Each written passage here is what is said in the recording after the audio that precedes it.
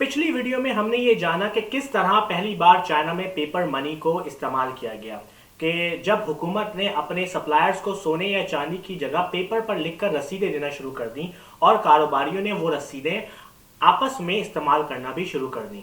और फिर ये आइडिया ईरान से होता हुआ इटली तक पहुंचा, लेकिन इटली में कुछ और ही हो रहा था।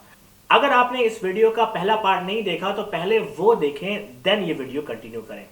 This is Gaurav Rizvi and you are on my channel.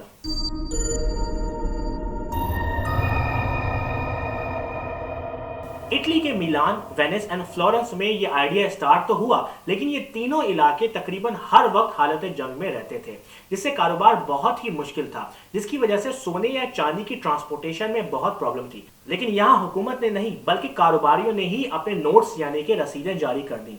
ये वो कारोबारी थे जो कि मशहूर थे, इस वजह से उनके दिए हुए नोट्स की वैल्यू भी थी कि हर किसी को पता था कि ये सोना दे देगा। लेकिन ये अभी तक कारोबारियों के दरमियान ही होता था, आम लोग खास इस मामले में नहीं थे। और यूरोप में 1640 में कारोबारियों और सुनारों ने मिलकर बनाया एक बहुत ही कमाल का आइडिया। सुनार यानी कि गोल्ड स्मिथ के पास पहले से ही गोदाम यानी कि तहखाने थे जहां वो सोने को महफूज रख सकते थे, और कारोबारियों को सोना रखने की जगह चाहिए थी। तो सुनारों ने कारोबारियों से कहा कि क्यों ना तुम लोग मेरे तहखाने में अपना सोना रख दो और मैं तुम्हें रसीदें दे देता हूं, जब तक तुम्हारा सोना मेरे पास रखा रहेगा, और जब चाहे तुम मुझसे अपना सोना वापस ले जाना। इन सब के लिए मुझे थोड़े से पैसे दे देना। कारोबारियों को ये बात समझ में आई और उन्होंने सुनारों के पास अपना सोना रखना शुरू कर दिया। इस तरह इन सुनारों ने बैंक बना लिया, और ये काम ऐसे चलता था कि अगर किसी को अपना सोना हिफाजत से रखवाना है तो वो किसी भी बैंक जाएगा और उन्हें वो सोना दे देगा, और बैंक उसे रसीद देगा कि जब चाहे तो मुझसे अपना सोना ले जाओ, और इस सर्विस की बैंक उससे फीस चार्ज कर लेगा। और बैंक रसीदें फर्द के नाम पर ही बनाते थे।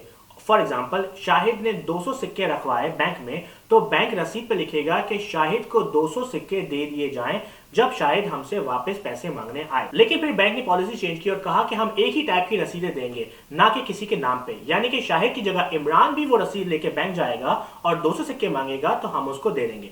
इससे कारोबारी मामला बहुत ही आसान हो गए। यानी कि मेरे 2000 सिक्के अगर बैंक में हैं और मुझे अपने भाई को 2000 सिक्के देने हैं, तो मैं अपनी रसीद अपने भाई को दे दूंगा और वो बैंक जाकर सिक्के ले लेगा, और इस तरह हमें पेपर करेंसी मिली। लेकिन इससे प्रॉब्लम देखने को मिलती है। फॉर एग्जाम्पल, मेरे पास 1000 सिक्कों की रसीद है और मुझे मेरे भाई को 500 सिक्के देने हैं, तो मैं नहीं दे सकता। तो लोगों ने सोना बैंक में देते वक्त बजाय एक रसीद के बोलना शुरू किया कि 1000 सिक्कों को रखकर मुझे 100 के 8 रसीदें दे दो, और 50 की 2 और 10 की 10 रसीदें दे दो। इससे रोजमर्रा की जिंदगी में पेमेंट करना आसान हो गया। अगर किसी को 220 सिक्कों की पेमेंट करनी थी तो वो अपनी रसीदों में से 100 की 2 रसीदें और 10 की 2 रसीदें दे सकता था, और दूसरा शख्स जब चाहे बैंक जाकर उन रसीदों के एवज अपना सोना मांग सकता था, और ये बने बैंक नोट्स। और यहां बैंक्स ने एक अजीब बात नोटिस की कि वो जो रसीदें इशू करते हैं वो बहुत कम वापस आती हैं। यानी कि लोग उनके एवज अपना सोना निकलवाने आते ही नहीं है और सोना हमारे पास जस्ट पड़ा रहता है। तो क्यों ना इससे हम फायदा उठाएं, या द डार्क साइड। इसको समझें। मेरे पास 1000 सिक्के थे और मैंने बैंक में जाकर जमा करवा दिए। बैंक ने मुझे 1000 रसीदें दे दी और मैं घर आ गया। एक और शख्स बैंक गया और उसने कहा कि उसे 100 सिक्कों का लोन चाहिए है। तो बैंक ने कहा कि ओके, हम तुम्हें लोन दे देते हैं, लेकिन सोने के सिक्कों की जगह तुम हमसे 100 रसीदें ले जाओ। ये रसीदें भी उतनी ही वैल्यू रखती हैं जितना कि सोने के सिक्के। और इस तरह बैंक मेरे 1000 सिक्कों में से उसके अकाउंट में 100 सिक्के डाल देता है। यहां सिक्के 1000 हैं, लेकिन मार्केट में नोट्स 1100। यानी कि जितने नोट्स मार्केट में हैं उतना सोना पीछे बैंक में नहीं था। बैंक इस तरह तब तक चल सकते थे जब तक एक साथ सब लोग सोना मांगने के लिए नहीं चले जाते, और इस तरह फ्रैक्शनल रिजर्व बैंकिंग पैदा हुई। यानी कि अगर सारे लोग एक साथ बैंक जाकर अपना सोना मांगते तो उनको सोना नहीं मिल पाता, और तकरीबन यही वजह है कि आज के दौर में भी आप एक दिन में एक खास लिमिट से ज्यादा पैसे नहीं निकाल सकते, क्योंकि बैंक के पास उतने पैसे होते ही नहीं है। यस, आज के ही दिन पूरा कराची एक साथ बैंक जाकर अपना पैसा बैंक से मांगे तो बैंक पैसा नहीं देगा, क्योंकि उनके पास पैसा होगा ही नहीं। लेकिन अगर पूरा कराची अकाउंट ट्रांसफर करे तो ये हो जाएगा, क्योंकि बैंक ने सिर्फ नंबर ही तो चेंज करना है। यानी कि आज के ही दौर में नोटों के साथ वही हो रहा है जो कि सोने के साथ हुआ।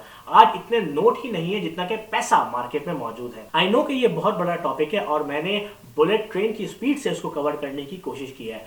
होप कि आपको ये वीडियो पसंद आई हो एंड मुझे कमेंट में जरूर बताएं कि आपको ये वीडियो कैसी लगी एंड इसका पहला वाला पार्ट जरूर देखें ताकि आपको एक बैकग्राउंड कॉन्टेक्स्ट मिले।